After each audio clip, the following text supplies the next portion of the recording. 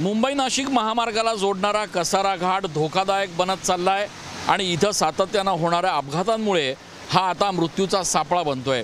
दृश्यांमध्ये आपण जुन्या कसारा घाट परिसरात हा खचलेला रस्ता बघतोय।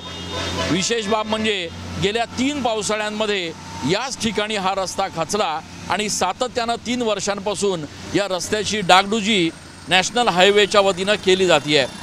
सातत्यानं करण्यात येणाऱ्या डागडुजीच्या नंतर देखील यंदाच्या पावसाळ्यात हा भला मोठा रस्ता जो आहे तो या ठिकाणी खचल्याचं बघायला मिळतंय।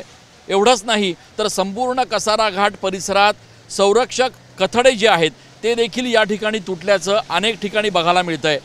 कसारा घाट परिसरात पडलेल्या खड्ड्यांना वाचवण्यासाठी मोठ्या प्रमाणात या ठिकाणी अपघात होतात आणि त्यामुळे आता कसारा घाट हा नाशिक आणि मुंबई दरम्यानच्या प्रवाशांसाठी अक्षरशः मृत्यूचा सापळा बनतो आहे।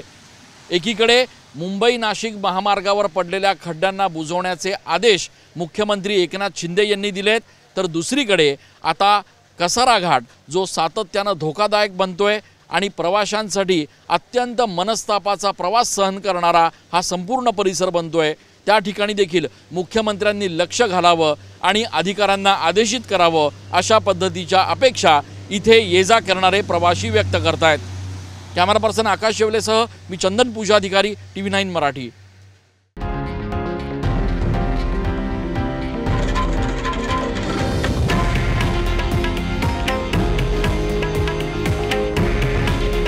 हे आहे देशातील नंबर 1 न्यूज नेटवर्क आणि आपण पाहत आहात TV9 मराठी। काळजी तुमची, हित महाराष्ट्राचं।